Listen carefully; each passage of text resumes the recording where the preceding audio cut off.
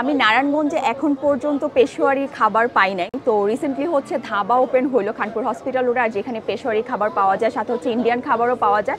আমি পেশোয়ারি খাবার খাইছি হচ্ছে পেশোয়ার আইনের ঢাকাতে। সো আজকে দেখবো যে ওখানকার খাবার আর এখানকার খাবারের মধ্যে ডিফারেন্সটা কি, নাকি সিমিলার টেস্ট, বা ওইখানেই কি মজা কিনা, বা নেক্সট টাইম পেশোয়ারি খাবার খেতে গেলে কি আমাকে ঢাকায় দৌড়াতে হবে কিনা। সো এখানে হচ্ছে আমি যে আইটেমগুলো নিছি, মোরগ মাখানওয়ালা, এটার প্রাইস ছিল 300 টাকা। স্পেশাল গোস্ত নেহারি যেটা ছিল 330 টাকা, আর মালাই লাচ্ছি যেটার প্রাইস হচ্ছে 130 টাকা। সাথে আমি একটা গার্লিক নান নিয়ে নিছি যেটার প্রাইস হচ্ছে 50 টাকা বা 60 টাকা, আমার এক্স্যাক্টলি মনে নাই, কারণ মেনু কার্ডটা আমার এখানে নাই, মেনু কার্ডটা হচ্ছে ওখানে। স্টলটা কিন্তু খুব সুন্দর করে হচ্ছে ডেকোরেট করছে, একদম ইন্ডিয়ান স্টাইলে, ধাবা স্টাইলে। ওয়ারির পেশোয়ার আইনের যে লাচ্ছিটা ছিল ওইটার ঘনত্ব আরও অনেক বেশি ছিল এবং মালাইয়ের পরিমাণটা অনেক বেশি ছিল। ওইটার প্রাইসও 120 থেকে 130 টাকার মধ্যেই ছিল, কিন্তু এটাতে মালাইয়ের পরিমাণ কম। তো মালাইটা হচ্ছে আমি একটু মিক্স আপ করে নিলাম, এখন খেয়ে দেখি। চামচ দিয়েই খাবো। ওই পেশোয়ার আইনের যে লাচ্ছিটা ওটা হচ্ছে চামচ দিয়ে খেতে হতো, এত ঘন ছিল। এটা একদমই ডিফারেন্ট টাইপের একটা লাচ্ছি। আমরা ইউজুয়ালি যে লাচ্ছি খাই নর্মালি, ওইটার সাথে এটা একদমই কম্পেয়ার করতে পারবে না, এবং টেস্টও অনেক ডিফারেন্ট। আমার খাওয়া বেস্ট লাচ্ছি।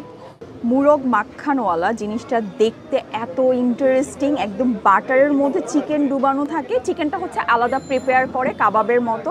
আর এইখানে হচ্ছে কোকোনাট মিল্ক, ক্রিম আর বাটার দিয়ে হচ্ছে একটা মিক্স আপ করে, তারপর চিকেনগুলোকে বাটারের মধ্যে চুবিয়ে দেওয়া হয়। এইটা জোস ছিল ভাই, এত মজার একটা আইটেম, একদম ক্রিমি একটা ফ্লেভার, ক্রিমি বাটারি একটা টেস্ট, সাথে একটা সফট চিকেন, সাথে হচ্ছে এরকম মজার একটা গার্লিক নান, টপ নচ।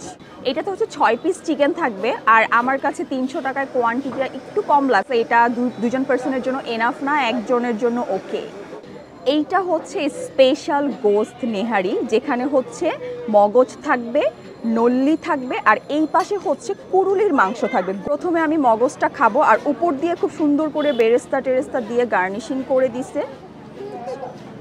এই মগজটা কি পুরাটা খেয়ে ফেলবো?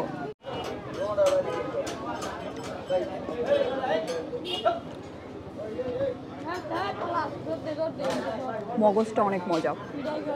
আমি ইউজুয়ালি মগজ খাই না, কিন্তু এটা আমার কাছে খুবই মজা লাগতেছে। নেহারির যে গ্রেভিটা আছে, গ্রেভিটাতে একটু লবণ বেশি হয়েছে মনে হচ্ছে আমার কাছে, একটুখানি, আর অনেক কাঁচামরিচ দিছে। সো স্পাইসি, কিন্তু অত বেশি স্পাইসি না। না, লবণটা একটু বেশি। লবণটা যদি ঠিকঠাক হতো তাহলে মোটামুটি ভালোই ছিল। আর এই পাশে হচ্ছে নল্লি, যেটা হচ্ছে আমার ক্যামেরার পেছনে যে আছে সে খাবে।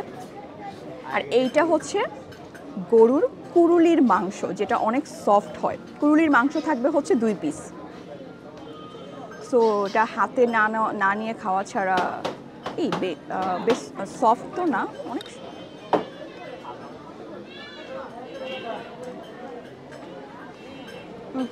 লবণ বেশি হওয়ার কারণে কোনো কিছুই ভালো লাগতেছে না।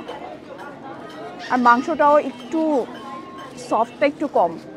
আজকের ভিডিওটা হচ্ছে এই পর্যন্তই। আমার এখানকার খাবার খুবই ভালো লাগছে, বাট আমি একটু ডিসঅ্যাপয়েন্টেড হয়েছি হচ্ছে স্পেশাল গোস্ত নেহারিটা নিয়ে। আই থিঙ্ক একটু আজকে উল্টাপাল্টা হয়ে গেছে, লবণ বেশি হয়ে গেছে।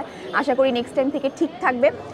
ধাবার লোকেশনটা হচ্ছে খানপুর হসপিটাল রোড, একটু হাঁটতে হাঁটতে সামনে আসলেই পেয়ে যাবেন, হাতের ডান সাইডে। সো আজকের ভিডিও পর্যন্ত, thank you so much for watching this video, bye by.